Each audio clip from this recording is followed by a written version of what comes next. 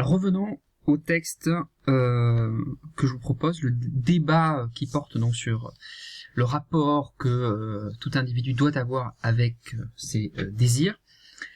Et donc, il est mis en scène, je vous le disais dans la dernière vidéo, par Platon dans un dialogue qui affronte deux positions, celle de Calliclès et celle de Socrate.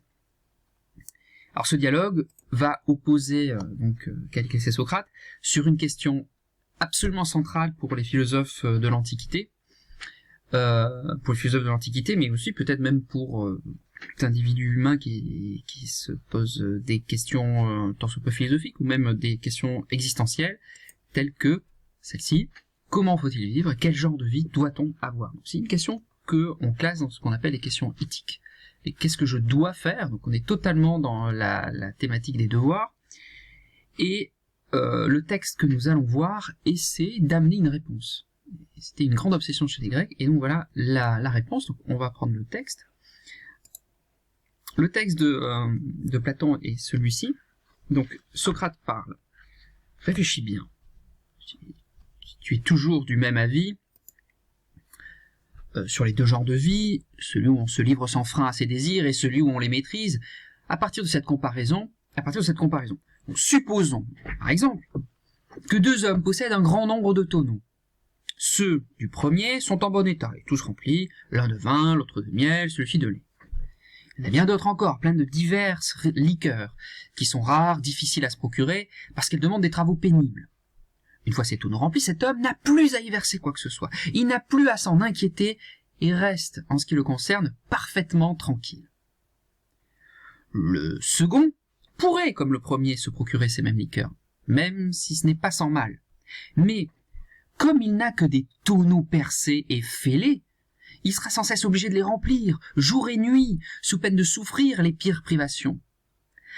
La vie de ces deux hommes étant telle que je l'ai décrit, maintiendras-tu que celle de l'homme intempérant est plus heureuse que celle de l'homme qui sait se modérer? Et parlant ainsi, t'aurais-je persuadé de reconnaître qu'une vie réglée est préférable à une vie déréglée, ou bien ne t'ai-je en rien convaincu? Calliclès. Tu ne me convaincs pas, Socrate, car l'homme qui a ses tonneaux pleins ne jouit plus d'aucun plaisir. Du moment qu'il les a remplis, il n'éprouve plus ni plaisir, ni peine, et sa vie devient, comme je le disais tout à l'heure, celle d'une pierre. Tandis que ce qui fait le bonheur de la vie, c'est de verser toujours plus dans son tonneau. Alors vous pouvez, vous pouvez assez facilement y reconnaître la fable de la cigale et la fourmi, au passage. Pensez-y en le relisant, qui oppose effectivement le mode de vie cigale et le mode de vie fourmi. Donc là vous avez le mode de vie Calliclès et le mode de vie Socrate. Donc ces deux. Donc si on reprend la question du point de départ, comment faut-il vivre? Quel genre de vie doit-on avoir? Vous avez là deux manières de répondre. Ici Socrate le fait bien par son image. Socrate dans pas mal de textes de Platon procède beaucoup par image, en quelque sorte par expérience de pensée, faire appel à des intuitions. C'est très moderne, c'est très même contemporain. Alors il oppose deux manières de répondre à cette question. Premier genre de vie, c'est celui où on se livre sans frein à ses désirs, et le deuxième genre de vie, c'est celui où on les maîtrise. Alors, comme je viens de le dire, toute son argumentation va reposer sur une seule image, c'est le tonneau des Danaïdes. Alors je reviens pas sur ce que c'est que le tonneau des Danaïdes et en quelque sorte le supplice qu'elles vont vivre, qui est toujours de remplir donc une jarre ou un tonneau toujours percé. Vous irez faire votre recherche, c'est pas ici le point de cette vidéo qui est un format un peu court. Donc du coup je suis obligé d'aller à l'essentiel, et donc à l'essentiel le propos plus philosophique. Mais comme je vous disais, cette grande thématique de cet affrontement entre ces deux positions, vous le retrouvez donc, je vous ai dit, dans par exemple les fables de la cigale et la fourmi, par exemple de La Fontaine. Donc à utiliser, vous pouvez utiliser aussi cette thématique. Alors, si l'on se donne comme but ultime, donc le tonneau des Danaïdes, hein, voilà, donc vous avez les Danaïdes qui sont en train de remplir des jarres, et vont chercher dans la rivière qui se trouve derrière, et remplissent la jarre ici, qui est donc de remplir systématiquement la même chose qui est percée. Donc si l'on se donne comme but ultime et absolu le plaisir, satisfaction de ces désirs, on n'en finira pas de les poursuivre. C'est ce qu'on avait vu en introduction. Ça veut dire que l'agréable et le plaisir ne vont être que des biens transitoires. C'est-à-dire le temps où on satisfait ce plaisir. Le plaisir satisfait, eh ben c'est fini. Donc il va falloir aller en chercher et recommencer à désirer pour en obtenir un autre. D'accord ? Donc le véritable bonheur est ce dont on est pleinement satisfait. Alors que pour Platon, le véritable bonheur, c'est ce dont on est pleinement satisfait. C'est-à-dire dont on n'a pas besoin encore d'alimenter pour pouvoir être encore heureux. Ça veut dire que le bonheur, c'est quelque chose qui va se suffire à lui-même et qui n'est pas en recherche d'autre chose. D'accord ? Le plaisir, c'est rechercher quelque chose pour le plaisir, mais ceci est fait qu'on va encore rechercher du plaisir. Donc c'est jamais, en quelque sorte, fini. Ce qui veut dire que si on mène, contrairement au premier mode de vie, si on mène un mode de vie socratique, on vise et on arrive à une certaine tranquillité.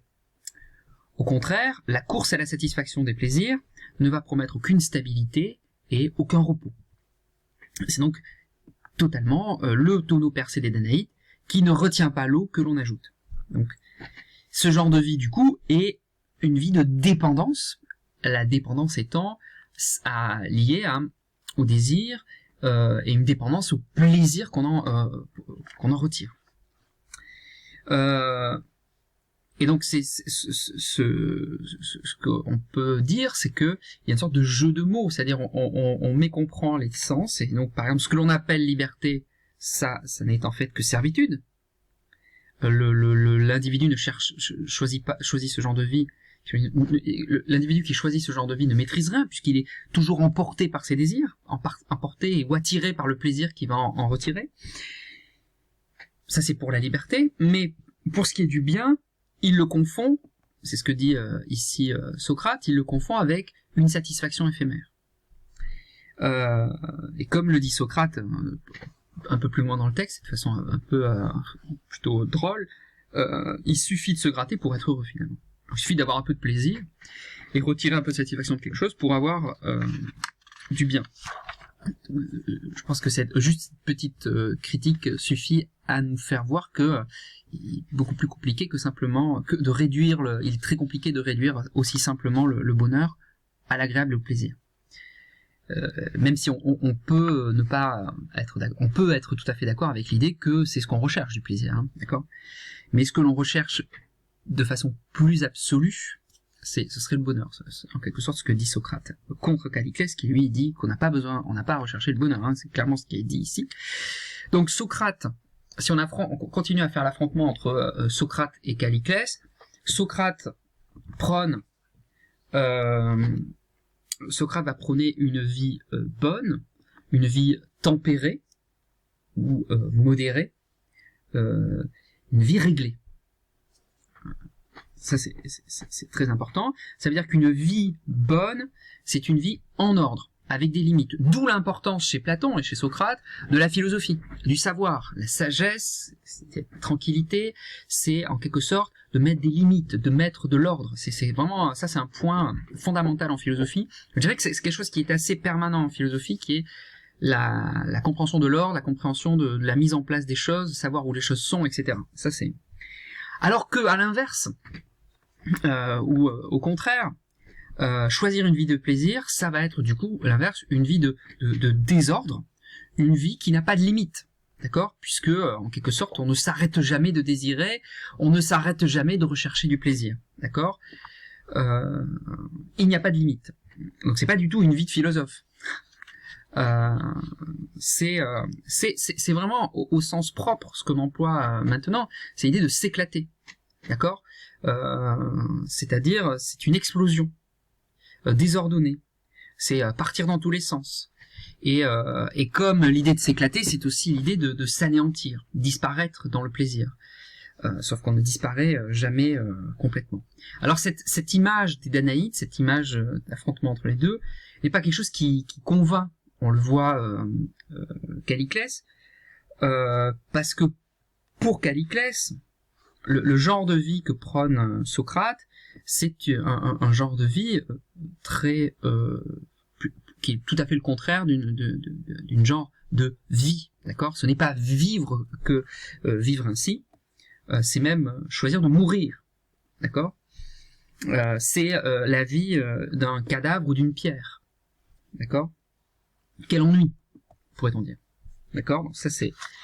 Donc ça c'est un point important. Donc ça veut dire qu'on arrive en quelque sorte à ce qu'on arrive assez régulièrement dans les textes de Platon à une aporie qui est peut-être due à la mise en place de l'image, mais peu importe. En tout cas, l'idée fondamentale de ce texte que je voulais vous montrer, c'est cet affrontement de ces deux intuitions vis-à-vis d'une seule question centrale qui était comment faut-il vivre, quel genre de vie doit-on avoir, et que ces deux manières de vivre, selon en quelque sorte la thèse qui est mise en évidence par Platon, elles sont irréconciliables. Elles sont irréconciliables, mais pour Platon, il faut à tout prix choisir l'un des genres de vie qui est donc le deuxième ici. Mais elles sont irréconciliables pour une raison très simple, c'est que le genre de vie 1 va être considéré comme mortifère pour celui qui doit choisir le deuxième genre de vie, d'accord, c'est s'anéantir que de se laisser perdre et s'éclater dans des plaisirs à tout va, la Dolce Vita que vit Marcello Rubini dans la Dolce Vita, mais à l'inverse, le genre de vie 2, le genre de vie de la maîtrise des passions, la maîtrise des émotions, va être mortifère pour celui qui va choisir le genre de vie où on se livre sans frein à ses désirs. Et donc vous avez là quelque chose qui est en gros une sorte de face-à-face irréconciliable et qui va poser un certain nombre de problèmes. Et donc c'est un peu à ça que nous allons essayer on va essayer de réfléchir à ces questions-là, de façon à en amener peut-être une réponse plus claire et peut-être plus précise. Et nous verrons cela dans la prochaine vidéo avec une expérience de pensée de la philosophie contemporaine.